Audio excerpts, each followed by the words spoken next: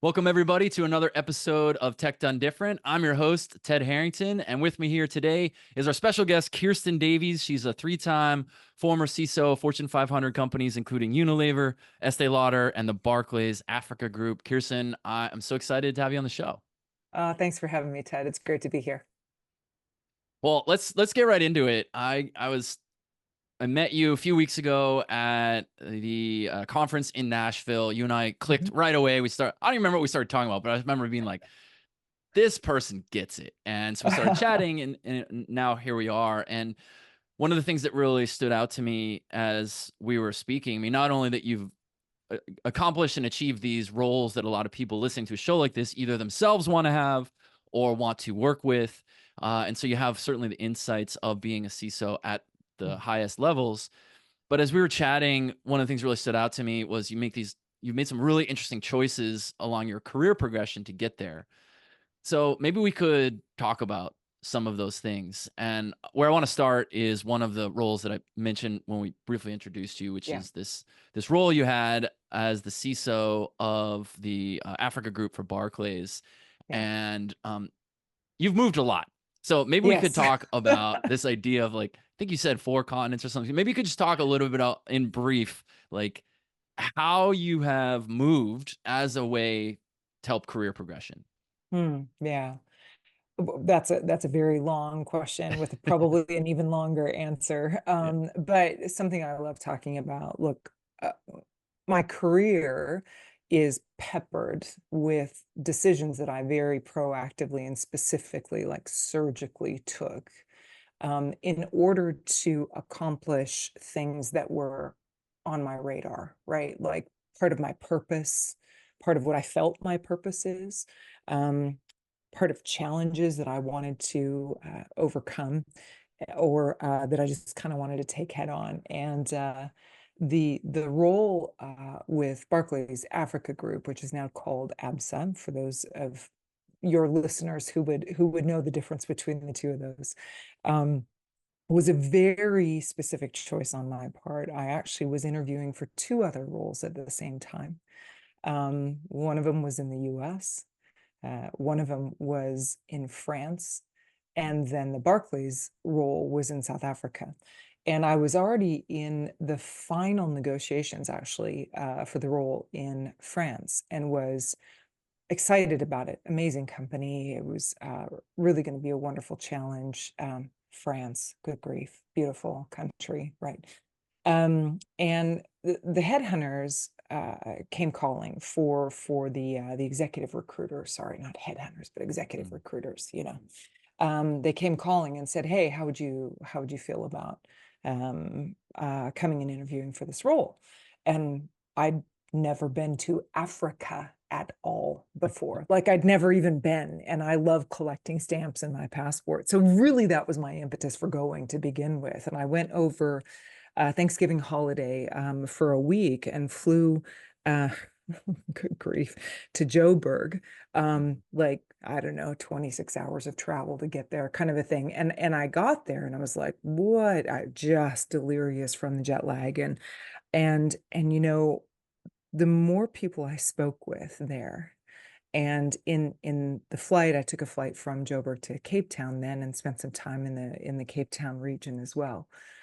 I felt such a stirring Mm. in the depths of who I am about the beautiful place that Africa is, and South Africa with was my experience at the time, which broadened over time.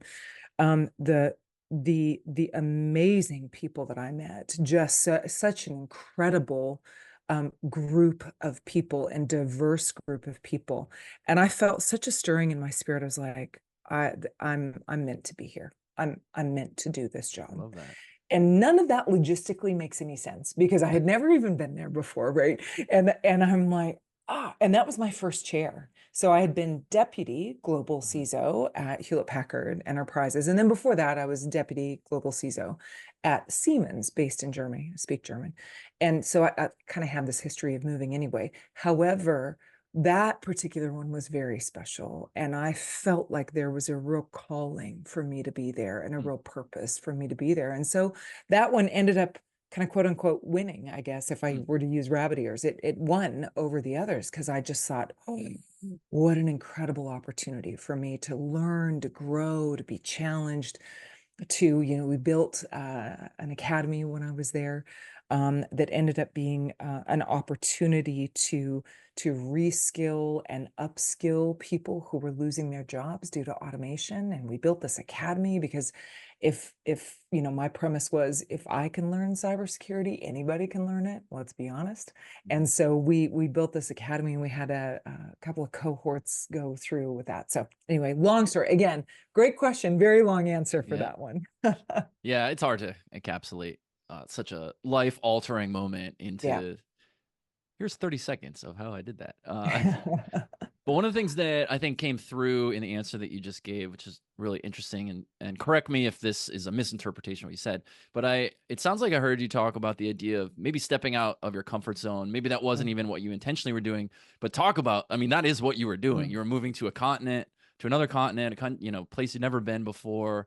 And would that be, I guess the question that I'm trying to get at is, was that intentional? Like, did you want to push yourself out of, because you could have stayed where you're already living, or maybe someplace that you had more familiarity with.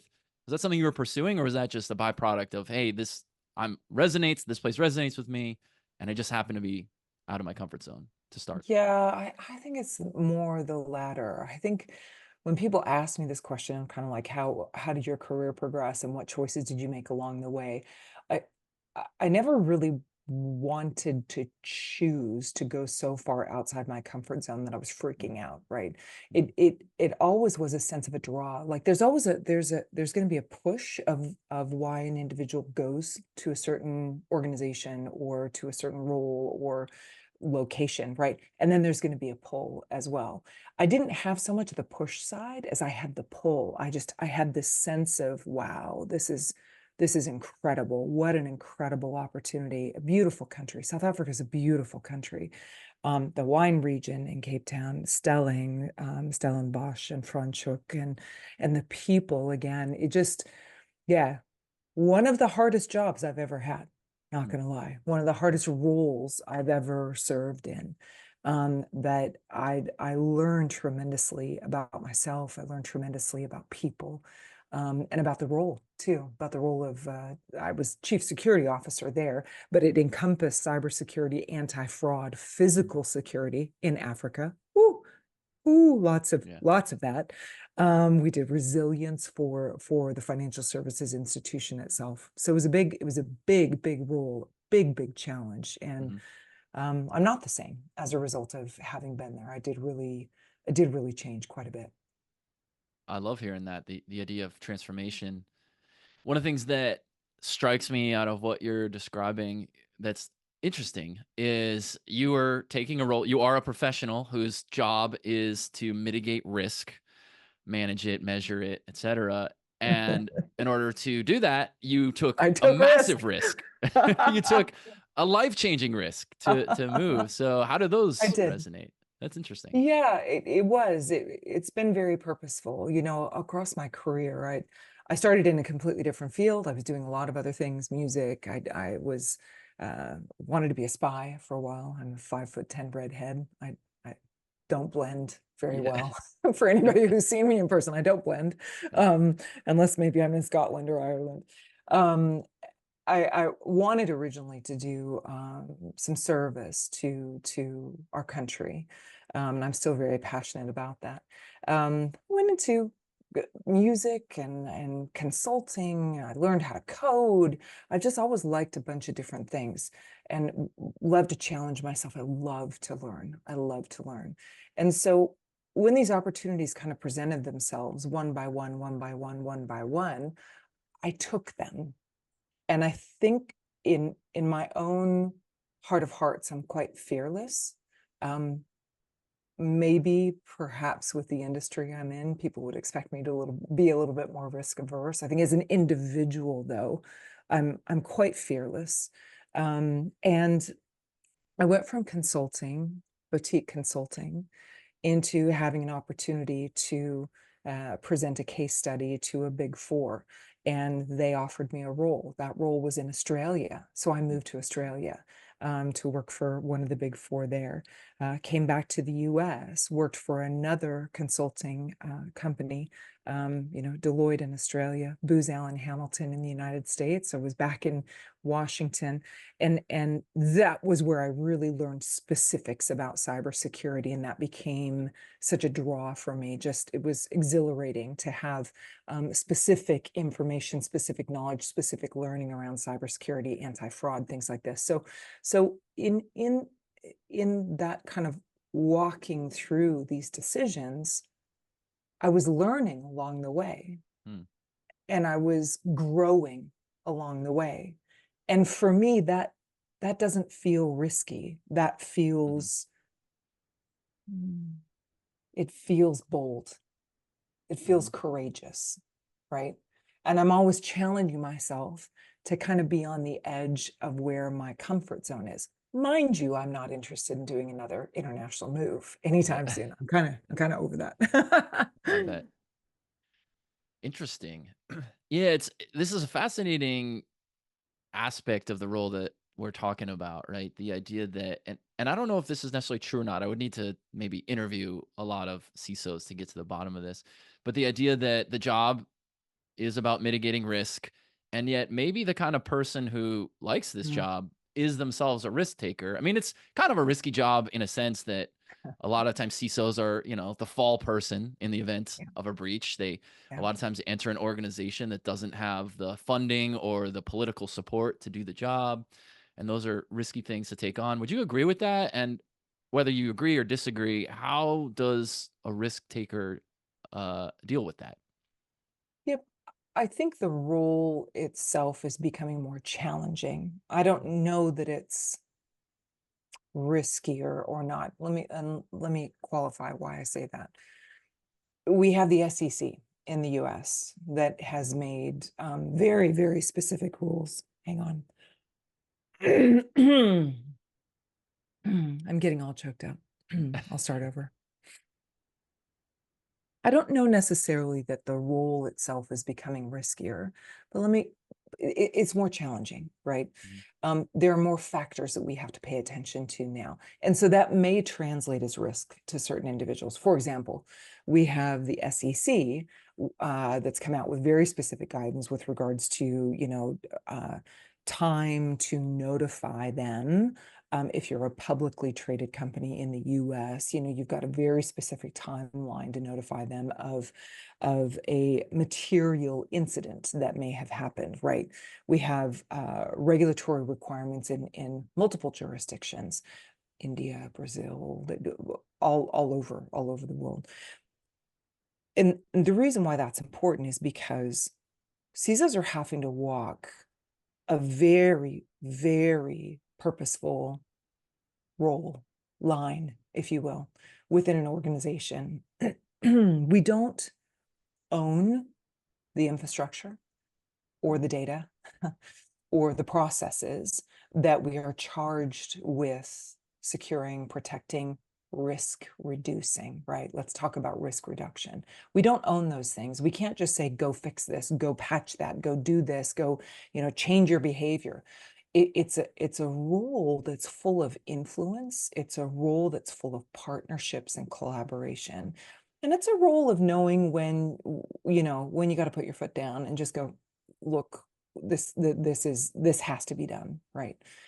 And so I to tie this back to your question, I think that there are CISOs who are extremely risk averse in certain parts of the way in which they live their lives or they deliver the duties and the service of their role to an organization. You're going to have a different risk appetite for a different industry, a different organization, Mm. and different regulatory requirements, right? Not every CISO has to oversee a multi-continent global organization, right? Some CISOs are part and parcel right in the US, and you got to be aware of privacy restrictions and then the SEC laws and SOX compliance and all of that just in the US. Does, Mhm. does that make sense what I'm It saying? does. Yeah, Yeah. yeah, totally. That's a really good clarification. Hearing about the challenge of the role is interesting. You made a comment earlier where you said that the role in Africa was the hardest you'd had, and it sounds like 5 different major companies you've served a security executive role in. What made that one so much more difficult than others? I think that was personally a challenging role for me. Mm, It was my first seat, my first chair, if you will. gotcha. Okay. So going from being a deputy, I loved being a deputy CISO. You can do a lot of navigating, you can have a lot of impact as the deputy CISO and support and undergird your number one, right? And like give them all the information they need, all the motivation they need. You go do this, you Yep. go talk to the board, right? You go talk to the stakeholders. Yep. And I really thrived in that kind of an environment. And so I knew it was going to be a challenge going to my first chair, right? Number one. So that was challenging in and of itself. Moving to Africa was a real challenge. Mm, That was a real challenge from a personal perspective. Um, Being single, um, being a woman executive, uh, being American, mhm, there are a lot of dynamics that come to play when you move overseas, when one moves overseas and takes on a very senior executive role. It was in Germany. When I moved to Germany, I already spoke the language. mhm, And so I had a little bit of a leg up on that. I had been raised in Germany, and was much more comfortable with the culture. I was familiar, right? It was familiar to me, and then had the language. It doesn't mean it didn't have its challenges, because it did. It did. sure. But there's like this familiarity thing. There were different challenges about moving to Germany, as an executive, and those things. Moving into South Africa, I think it was more. It was on the professional side there were challenges, and on the personal side there were challenges.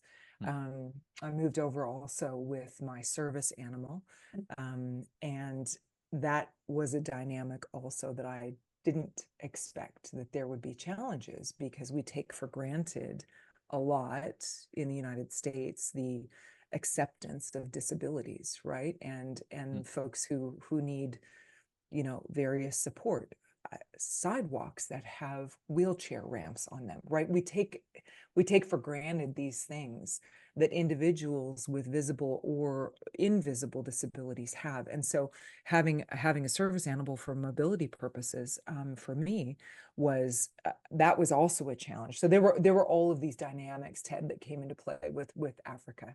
Other mm, challenges at the other organizations too, don't get me wrong. I don't think I've had sure. an easy job yet. I don't Yeah. I don't think I've had a single one.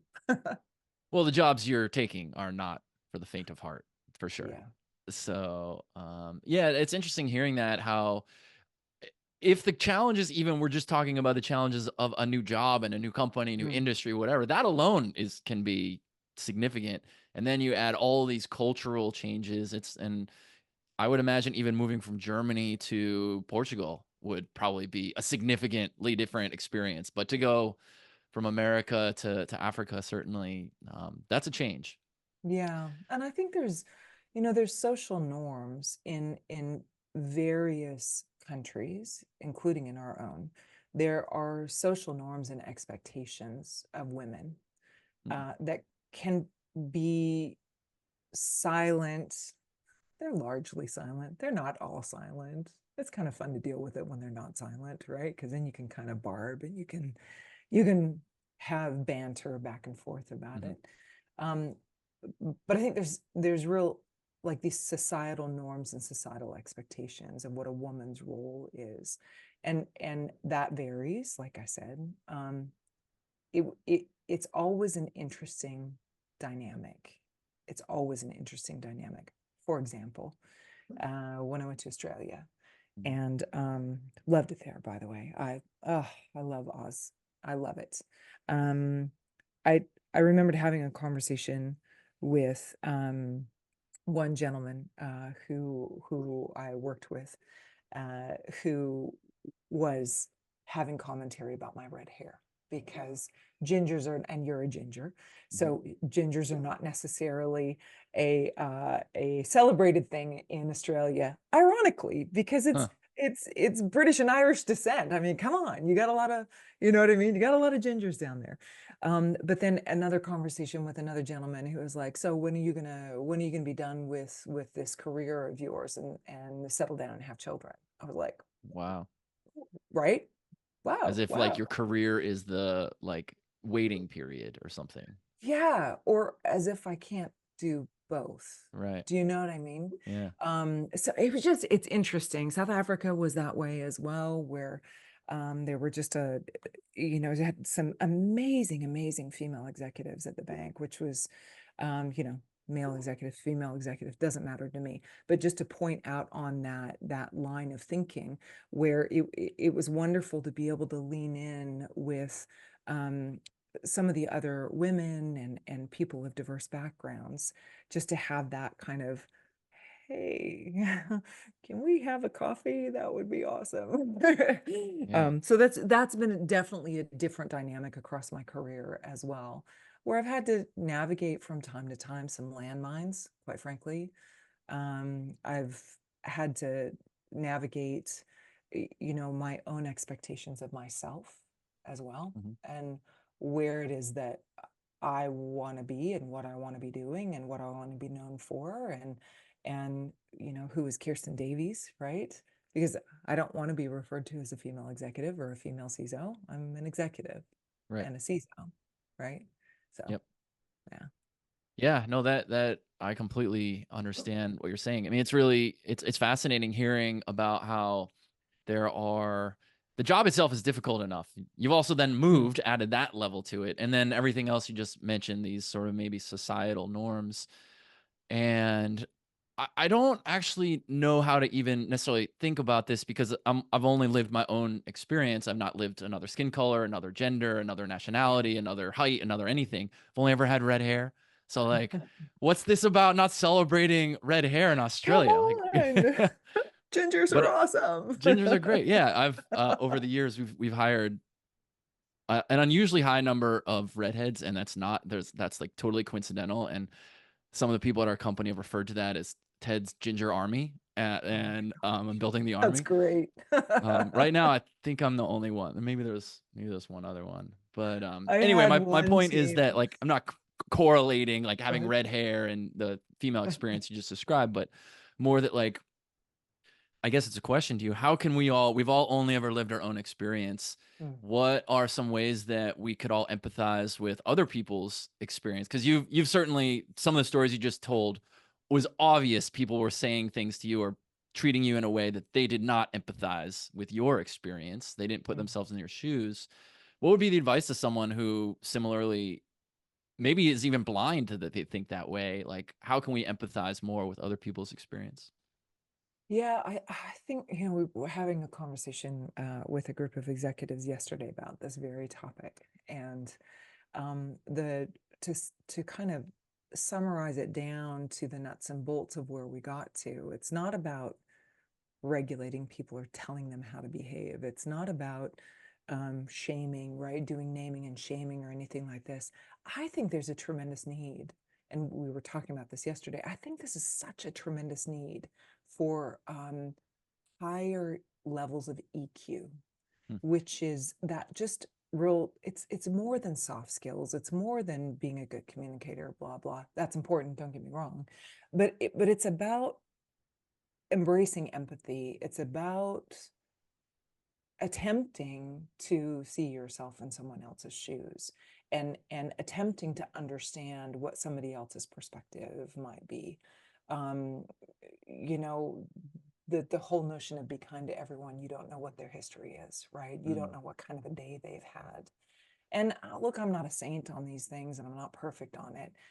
It does help tremendously to have been living, not just visiting, living and working in a variety of different cultures, because you learn these things. mm, You observe, if you're willing to just just to pause and to not be talking all the time, but to listen and to observe and to really experience what that culture is and how people operate within the culture and how people embrace things or don't, or you know what I mean?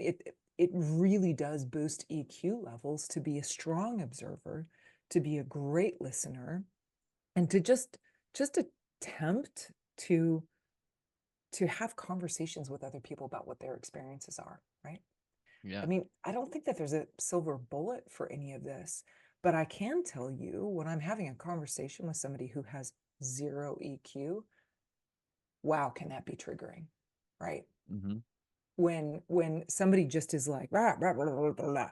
And unfortunately in a lot of the technology of the STEM fields, we're taught a lot of those really core system skills, coding skills. You know this from your background. We're taught a lot about machines which work a certain way or not a certain way, or how they can be manipulated and all these things, and we're not really taught how to be a human inside of a Hmm. human experience, working with other humans that are then working on technology or science or all of these things.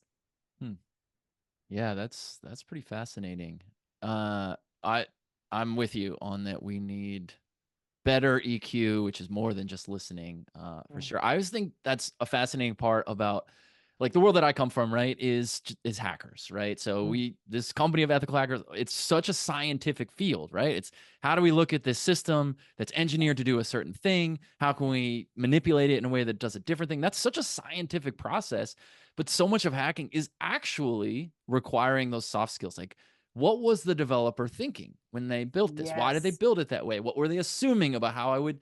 And looking at that, I think those can be applied to interpersonal skills as well. Like, why is this person being a jerk to me right now? It's maybe not that they're a jerk. They might be going through something that I don't know anything about, and maybe I should have empathy about that. Or maybe I represent something to them that they don't like about themselves. So what is Mm. that? And that's really hard to reverse engineer that. And I think a lot of people, we don't step back and pause. We're just like, that person's a jerk. We write them off. Yeah. I think you just tripped on something that's pretty significant. Uh, Motivation of hackers Mm, talks all about what's going on inside their brain, right? Talks all mm, about what their history is and what their current situation is. That EQ side of them, that motivation of them and what they're after is going to drive their behavior, isn't it? So that I love what you just said. I think that might be something that we need to start teaching our defenders, right? And our ethical hackers, which is more around the side of what is the motivation and how did that get there and what lengths are they willing to go in order to get around you, right? mm. Yeah. Yeah, that's pretty powerful. We talk a lot about attacker motivation and Mm. how, 'cause, like, people, when I talk to people who are outside of the hacking world, like people in the real world, they're like, well, why do hackers do this? They want make money, right? And that's what everyone assumes. And that is, of course, a motivation. But there's obviously others as well: geopolitical advantage, competitive advantage, whatever, make a statement. But I Feeding haven't their put a own lot of thought families, into the question. Sorry, go ahead. Didn't mean to cut you off. feeding their own families. I mean, Meaning, no, yeah. they're right. How did they get to that? Yeah, I think that's a really powerful question that you asked. Yeah. Like what led to that? Why does Mhm. someone feel so compelled to gain geopolitical advantage? Mhm. Did like a bomb land on their family's house growing up? Like, something like that? For That's example, really, really cool.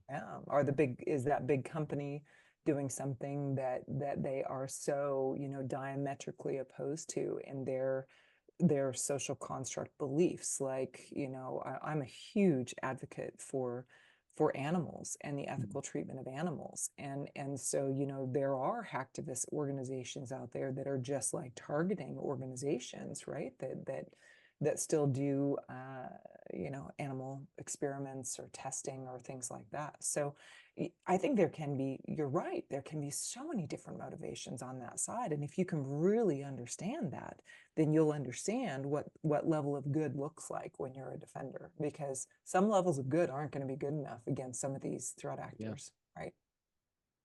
Oh, that is such a good I might have to quote you on that. Some levels of good are not good enough. I love There that. you go. What a good way for us to wrap up our time together here. So as our time is running out, is there anything else that you wanted to leave our audience with to sort of tie together everything we've talked about today? Yeah, I think two things. First of all, I wanted to share with you the name of the group that I had because it might be competitive to yours. I had a group called the Ginger Ninjas at one of my roles. Anyway, I yeah, love that. look, I think if I could leave people with any kind of encouragement, it would be more fearless. Mm, Take the reins on your own career. Take the reins on your own, future, if you will. Like, don't be afraid of taking big decisions.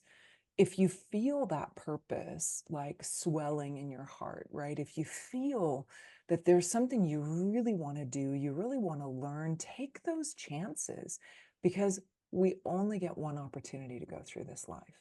mm, And I can literally say and look back and go, yeah, I took a lot of chances. yeah. And I don't, even though they were hard and they were lessons hard learned, and some things I'm still, from time to time you work through over your own personal history. I don't regret taking those big risks. It's become a part of who I am today. And so I would really encourage your listeners to don't settle for, oh, well, this is comfortable. If you want to be comfortable, great, be comfortable, but you don't have to settle for that. You can take those big opportunities, those big challenges, those big dreams, those big goals and visions, and you can go after them because it's your life and you get to take those choices. Mhm. I love that. What a great way to end, great note to end on. Kirsten, you've been amazing. It's been so fun. I could talk to you all day, but thank you so much for being on our show here. It's really great to be here, Ted. Thanks for having me. For everyone listening, to learn more about the podcast, go to tedharrington.com/podcast, and we'll catch you next time.